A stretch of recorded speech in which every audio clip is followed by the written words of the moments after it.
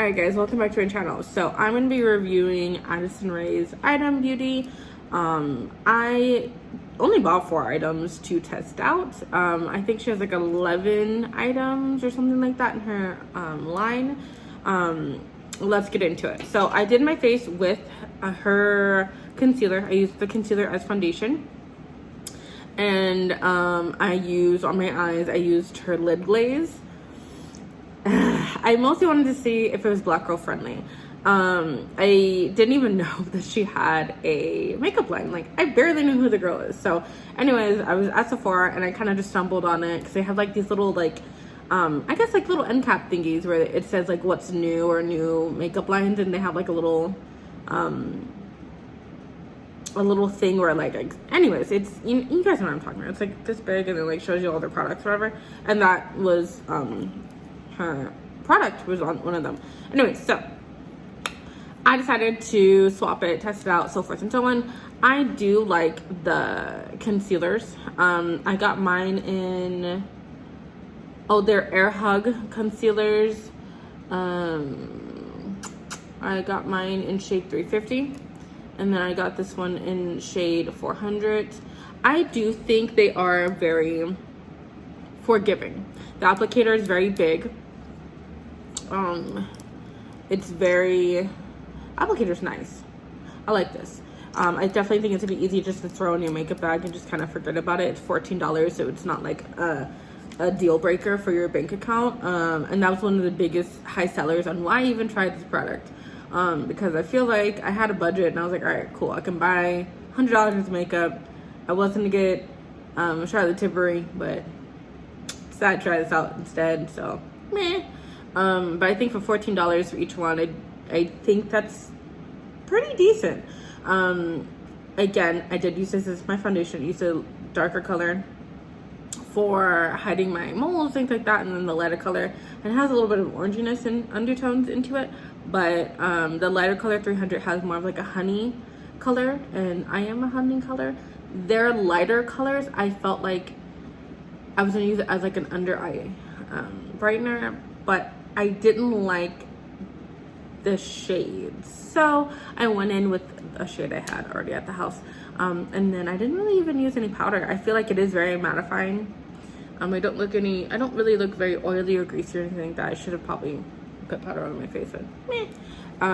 So I definitely think I would purchase, I would purchase these if I had to, but would I restock on these? Like, oh my god, I have to buy these. Like, these are in my to-go set? Probably not. Do I care if these get lost, broken, or stolen? No, not at all. Would I take these on a trip with other disposable makeup that I could care less about? Yes, I would.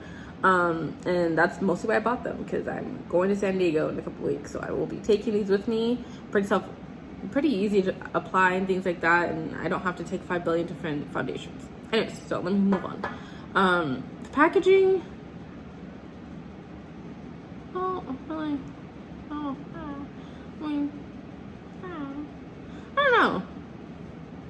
I don't know. The name of the product, I don't know. It seems very like 2000s, very wannabe, like, it just reminds me of like when we had like flip phones and like going back in the day, like when it was like, oh, look at this item. Like, I think that, I don't know why it was named, I just don't get the thing item, but it seems very like trendy and now and will be long lasting. Probably not, but meh. Good for you, girl, for making a product line, through your hype. Anyways, so these are the Lid Glaze Eyeshadows. They are jelly eyeshadows. They are long lasting.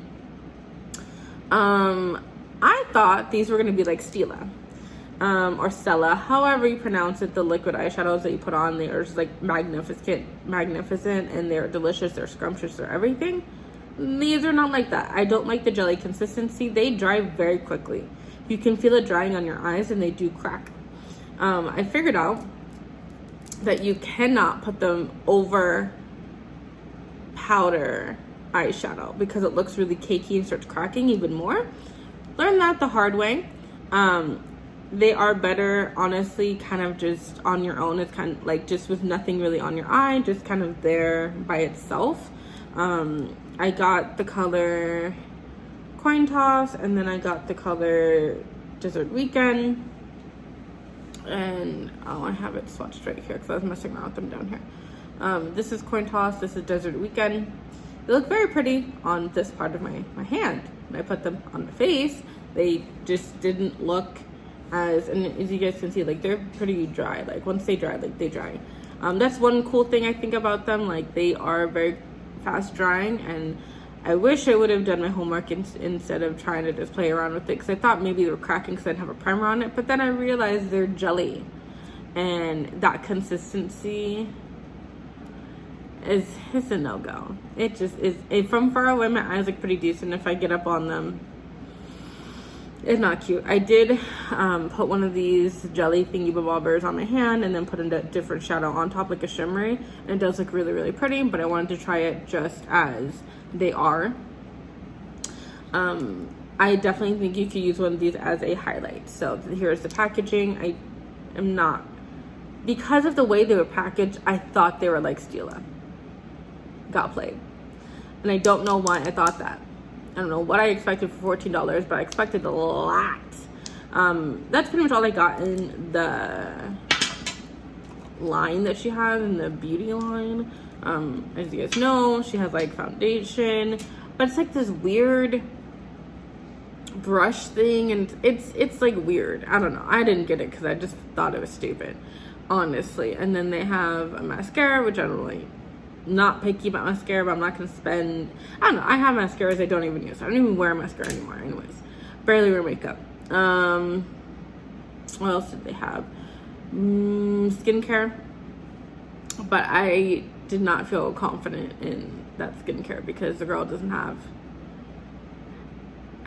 you know what, let me rephrase that. I did not feel confident in the skincare because I'm not familiar with this brand. And I didn't want to get something that I just didn't know how it's going to react with my skin. And my skin's extremely sensitive, and that's about it. Anyways, would I buy these products again? Oh, let me show you the actual packaging. They have like these little tear things that I did not use for whatever reason. So I just am curious why it's called Item. Just giving me 90s like glitter eye vibes with like the barrettes in our hair, and like when Bray's face was out, and like you had you're in middle school, you know, with bell bottoms and like your textbooks, and you thought you were like the shit. Take a whiff. I could be completely wrong. I could just be dating myself. I don't know. But am I a fan of this? Not really. Is this, you know what? This kind of reminds me of the NYX foundation drops, kind of. Just with an applicator instead of dropping it onto your face. That type of coverage. These were an utter disappointment. I'm beyond irritated. Beyond, because what I thought they were and what they are, frustrating. Very frustrating. Anyways, so that is my review. Are they black girl friendly? Yes and no. I definitely think that the foundations weren't in like the darkest shades. I think she had one shade that was dark, but that was about it. It was like a dark cocoa. But there's so many different skin tones. And a lot of the whiter colors were like, had some weird ash undertones and like too peachy for me. It wasn't gonna work for me. So I know if it's not gonna work for me, it might not work for anyone who's darker. So if you are a caramel tone, sure, why not? But if you're anything like a cappuccino, a mocha, or just a plain old latte, I don't think it's worth your time. You might as well go with a company that has a little bit more range. Probably because she's very new to the makeup game, but I really feel like everyone is a grandmother right now who has like a platform is coming out with makeup. And good for everyone. Kudos to you. Do your own thing. But at some point, isn't like the same products just revamping themselves from the same vendors and the same people? Like how much can you really redo makeup and be innovative? I mean, think about it. Like before I saw this, I was gonna buy Charlotte Tilbury's makeup, and that makeup is like good. It is expensive, but it's good. It's good. You get, ooh, it's good. It's good. It's good. It's good. That foundation makes me happy inside. It's very